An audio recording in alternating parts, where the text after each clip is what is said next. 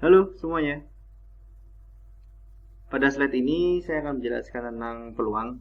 Pada pertemuan sebelumnya saya sudah menjelaskan tentang peluang suatu kejadian, di mana peluang suatu kejadian itu adalah NA per NS, di mana NA itu adalah banyaknya kejadian A, sedangkan NS itu adalah banyaknya semua kejadian. Nah, pada umumnya peluang itu dibagi jadi ini ada peluang saling lepas, ada peluang tidak saling lepas, ada peluang saling bebas, ada peluang bersyarat. Nah ini intinya yang paling penting tuh ini. Nah kita masuk dulu di peluang saling lepas. Kalian pasti masih ingat ya materi kelas 8 tentang diagram Venn. Kalau bentuknya kayak gini tuh gimana? Kalau misalkan gambarnya ini, itu kan pasti dia tidak ada yang sama atau dia tidak mempunyai irisan. Nah, berarti apa? Dua kejadian A dan B itu dikatakan saling lepas jika kejadian A dan B itu tidak mungkin terjadi secara bersama-sama. Berarti kan peluang A gabungan B itu kan peluang A tambah peluang B saja. Karena tidak ada irisannya.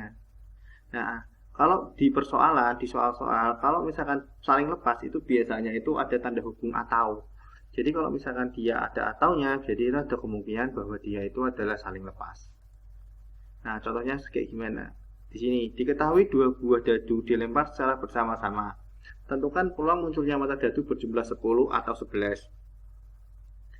Nah, gampangnya kita cari dulu yang berjumlah 10 ada berapa? Yang berjumlah 10 itu kan ada 55, 64 sama 46. Cuma ada 3. Yang berjumlah 11 itu ada berapa? Ada 6 sama 5, ada 5 sama 6, berarti ada 2. Berarti kan kemungkinannya berapa? Oh, PA-nya 3 per 36, BB-nya ada 2 per 36. Berarti karena dia itu atau, berarti kita pasti tahu bahwa dia itu saling lepas. Berarti kita punya apa? Peluang A gabungan B-nya adalah 3 per 36 ditambah 2 per 36 sama dengan 5 per 36. Nah, kita tahu dia saling lepas karena ada kata-kata tahu. Nah, sekarang kalau ada saling lepas itu ada yang namanya tidak saling lepas. Bedanya apa sih? Bedanya tadi itu tidak ada irisannya. Sedangkan sekarang itu ada irisannya. Dan soal saling lepas dan soal tidak saling lepas itu sama-sama menggunakan kata hubung atau biasanya. Nah, dua kejadian A dan B dikatakan tidak saling lepas jika kejadian A dan B dapat terjadi secara bersama-sama. Berarti ada kemungkinan A dan B itu dapat terjadi bersama-sama.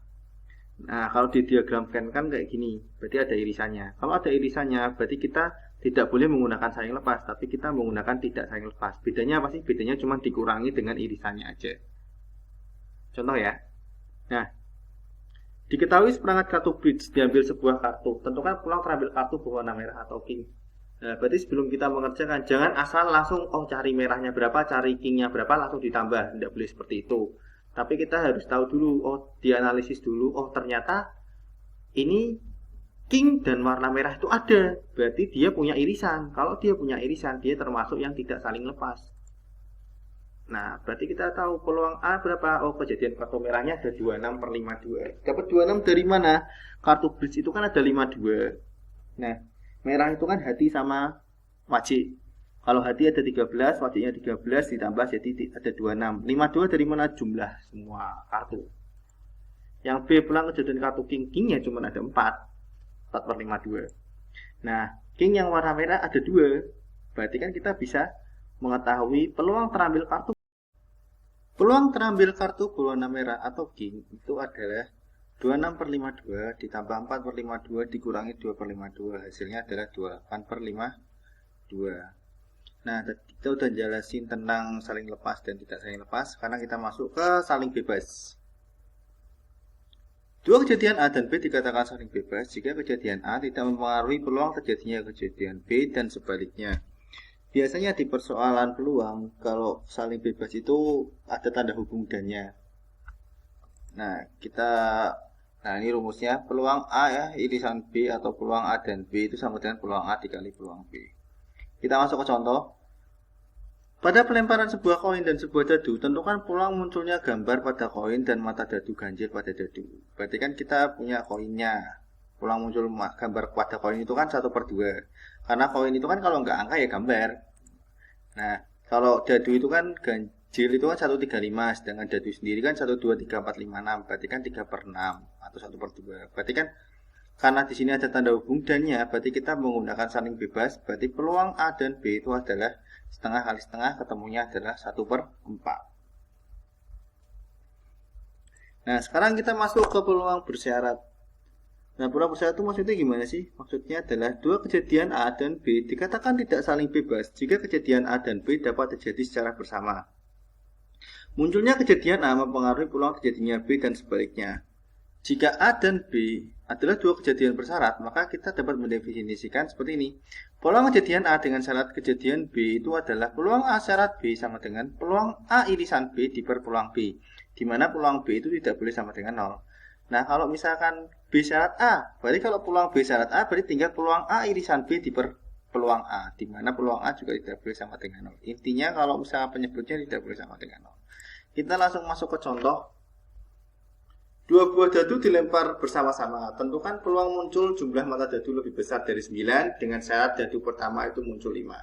Berarti kan pertama kita harus tahu bahwa dia itu lebih dari 9. Nah, tadi itu kan peluang A syarat B kan peluang A irisan B diper peluang B. Berarti kita nyari irisannya dulu. A irisan B itu kan berarti kan peluang jumlah mata dadu lebih dari 9 dan dadu pertama harus muncul 5. Berarti kan kemungkinannya kan 5,5 sama 5,6. Berarti ada 2 dari 36. Nah, sedangkan peluang muncul mata dadu pertama itu 5. Itu kan ada 6. Dari mana? 51, 52, 53, 54, 55 dan 56. Berarti 6 per 36. Nah, setelah ketemu ini tinggal kita hitung aja. Peluang A ini syarat B itu sama dengan 2 per 36 diper 6 per 36, ketemunya adalah 1 per 3. Nah, ini ada contoh soal lagi. Di dalam kotak terdapat 3 buah bola biru, 6 bola merah, dan 2 bola putih. Jika diambil 7 bola tanpa pengembalian, peluang munculnya bola 3 biru, 3 merah, dan 1 putih. Nah, kira-kira ini apa nih? Nah, kalau dari soal ini kan ada adanya, berarti dia itu adalah peluang saling bebas. Berarti kan diketahuinya apa? Diketahuinya ada 3 biru, 6 merah, dan 2 putih bolanya. Kan diambil 7 bola. Berarti kan tinggal kita lihat aja. Berarti kan tinggal kejadian terambil 3 bola biru, 3 bola merah, dan 1 bola putih. Berarti kan kita bisa membuat NA-nya. NA-nya apa? 3C3. 3C3 itu dari mana? Berarti kan 3-nya itu kan ada 3 bola biru, diambilnya 3 biru, berarti kan 3C3. Terus kalau merah itu kan ada, diketahuinya 6 merah, tapi diambilnya 3 merah, berarti kan 6C3. Dan 1 bola putih, ada 2 sampai 1, berarti 2C1. Ketemunya berapa nih? 3C3 itu kan 1. 6C3 ketemunya 20. 2C1 ketemunya 2. Jadi kan perkali ini ketemunya 40. Nah, sekarang NS-nya ini total di sini kan 3, 6, 2 itu kan ada 11. Sedangkan yang diambil ada 7. Berarti kita buat NS-nya adalah 11C7. 11C7 kalau dihitung itu ketemunya 330. Berarti peluangnya itu berapa? Peluangnya adalah NA per NS ketemunya 40 per 330, ketemunya 4 per 33. Nah, sekarang saya sudah membuat 6 buah soal.